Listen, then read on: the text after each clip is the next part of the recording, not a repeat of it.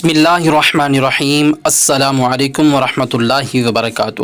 اسلام میں زنا کو گناہ کبیرہ قرار دیا گیا ہے اور اسے معاشرتی، اخلاقی اور روحانی تباہی کا سبب سمجھا جاتا ہے۔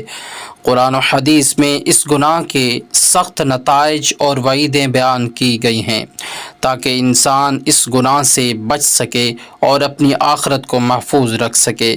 زنا خاندانی نظام کو درہم برہم کر دیتا ہے اور معاشرے میں بے اعتمادی اور دشمنی کو جنم دیتا ہے۔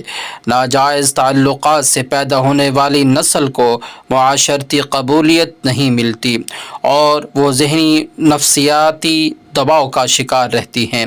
زنا کی کئی قسم کی جسمانی بیماریوں جیسے ایڈز اور دیگر مہلک بیماریوں کا سبب بن سکتا ہے۔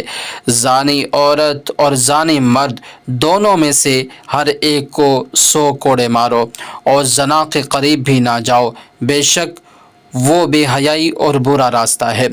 رسول اللہ صلی اللہ علیہ وسلم نے فرمایا، زنا کرنے والا ایمان کی حالت میں زنا نہیں کرتا۔ یہ حدیث بتاتی ہے کہ زنا انسان کو ایمان کی حالت سے دور کر دیتا ہے۔ نبی کریم صلی اللہ علیہ وسلم نے فرمایا، قیامت کے دن زانی کا چہرہ آگ کی علامتوں سے سیاہ ہوگا۔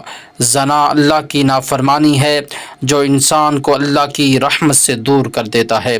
زنا کرنے والا اندرونی سکون اور اطمینان سے محروم ہو جاتا ہے۔